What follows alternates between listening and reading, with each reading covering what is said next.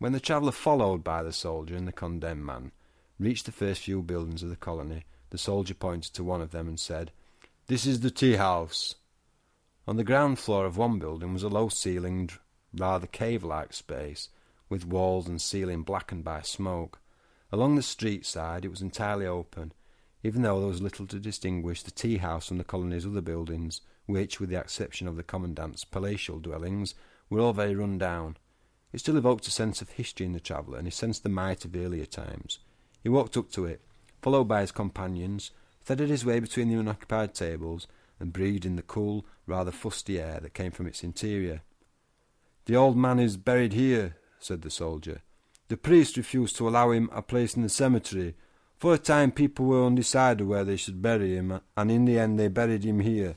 Of course, the officer didn't tell you anything about that, because for him that's the most shameful thing. He even tried once or twice to dig him up overnight, but he was always chased away." "Where is the grave?" asked the traveller, who could not believe what the soldier told him. Straight away, both the soldier and the condemned man went on ahead and pointed at the alleged grave with their hands. They led the traveller as far as the back wall, where there were a few tables with people sitting at them. They were probably port workers, strongly built men with short gleaming black beards. All of them were jacketless, their shirts were ripped, they looked demoralised and poor. As the traveller approached, one or two got to their feet, backed against the wall, and looked up at him. "He's a stranger," the whispers went up and around the traveller. "He wants to see the grave." They pushed one of the tables aside, under which there actually was a gravestone. It bore an inscription in very small letters. The traveller was forced to kneel down to read it. It read, "Here rests the old commandant. His supporters, who have no name, dug him this grave, and set this stone for him. It is prophesied that after a certain number of years the commandant will rise again, and from these premises here lead his followers on to the reconquest of the colony. Believe, and be patient." When the traveller had finished reading, and stood up again, he saw himself surrounded by men all standing and smiling, as if they had read the inscription at the same time and found it ridiculous, and expected him to share their view.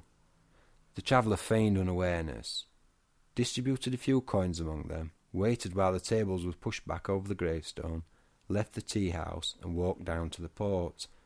The soldier and the condemned man had met acquaintances in the tea-house and were detained by them, but they must have broken free of them again shortly, because the traveller was only halfway down a long flight of steps leading down to the ships when he heard them coming after him. Probably they wanted to make the traveller take them with him at the very last moment. While the traveller was negotiating the price of the steamer crossing with a shipping agent, the other two raced down the steps silently because they didn't dare raise their voices. But by the time they reached the bottom, the traveller was already in the boat, and the boatman was just untying it from the shore. It was just possible for them both still to have leapt into the boat, but the traveller picked up a heavy knotted rope with which he threatened them, and so dissuaded them from jumping.